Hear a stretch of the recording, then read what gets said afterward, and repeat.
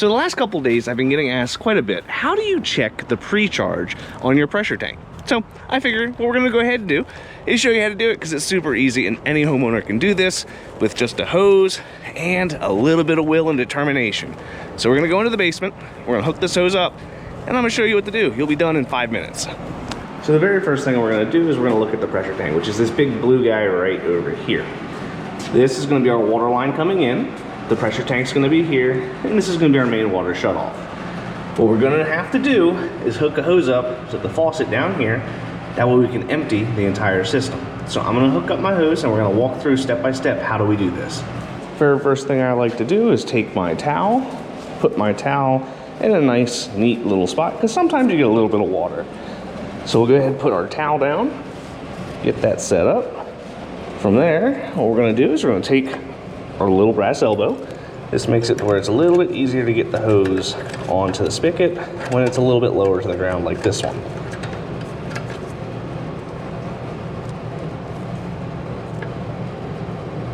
Okay, the next step is going to be to connect our hose to this spigot.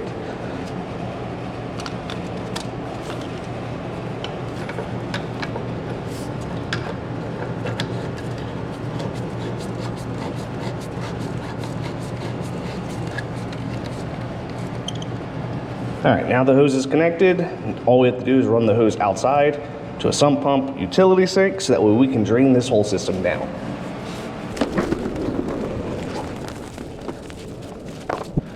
All right, now we have our hose hooked up.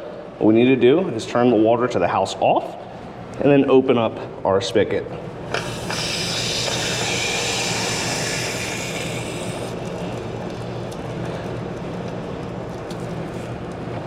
So we got a little bit of a water leak. That's fine. So what we'll do is tighten that up. Now she's not leaking. So we have the water shut off. We have our hose hooked up. The next step is we take off the cover to the pressure switch, and that'll help us figure out what pressure is supposed to be in the tank. So while that's happening, we're going to turn off the power, which will have a switch right up here. We drain the whole system.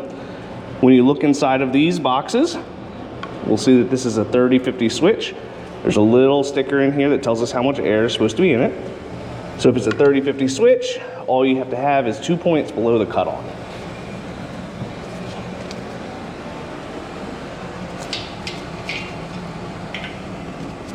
Once the tank is empty, you just take off this cap right up top, take your tire pressure gauge, push it on top, and we can see that we're at 28 PSI.